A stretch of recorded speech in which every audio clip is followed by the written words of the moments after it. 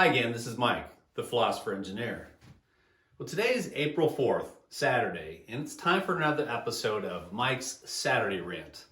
It's another Saturday, so I have to rant about something, right? Well, there's always something to complain about. Right now, I'm going to complain about too many opinions. I mean, here we're dealing with a lot of topics in the crisis and how people react. And one of the things that just drives me crazy is that people have too many opinions. In fact, one of my slogans is that, in my opinion, people have too many opinions. Anyhow, the point of this topic is that we're often focused on what we think, what our opinion is. What do you think about this? Should it be this or that? Or is this person right or that person right? Or is this plan right or is that plan right? You know, it's very much of a binary thinking. And to me, what it's associated with is really judging too quickly rather than really looking at the data. I mean, I feel like we should be focused more on the process of how we analyze something and evaluate something. So I complain about binary thinking. So I just want to talk about this idea of too many opinions. And part of it is that what I see is, and I observe, is a lot of people focused on what to think. Are you over here or over there instead of how to think? So I think that's a problem. I really want to be focused more on the how to think, because sometimes we, the conclusions themselves may be wrong, but we might have a good thought process. Or maybe we have a good conclusion, but we don't have a good thought process. So this is kind of a big issue, and especially when you're dealing with a topic that's very complicated. It's how do we come to a decision? It's really decision making. And opinions in themselves really aren't that important. I mean, at some point, an opinion is just a decision. But really, the difference between an opinion and a decision is that the decision has a purpose. If I'm running a company or I'm a manager or I'm running a project, I have to make decisions at certain points in time, and that has a purpose. So we all have to make decisions, and sometimes we have to make them very quickly, and other times we have more time to really study something and make a good decision. Now, we're currently in a crisis, so we're having to respond very quickly and be very decisive. But even there, we would really want to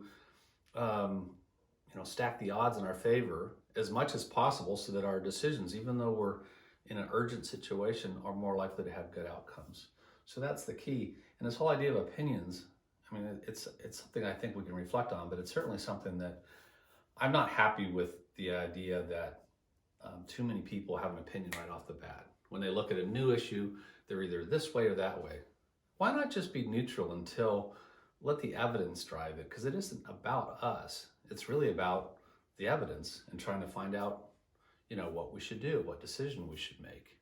In the current crisis, we might be looking at what would we do if we were sick or our spouse was sick or our parents were sick? What's the right course of action? Well, we have to gather the data and look at that, and it's very confusing. And that really goes for any topic. So the topics involved with engineering and product development have to be done in a very measured way, in a thoughtful way that's open-minded, where we let the evidence and the data drive us to that decision point. And that's true in life as well. So that's my rant again. Too many opinions. The feeling that people have that they need to have an opinion. You're either here or you're there. You either are pro or against, and that's kind of common in our society. I think it's a really unhealthy habit.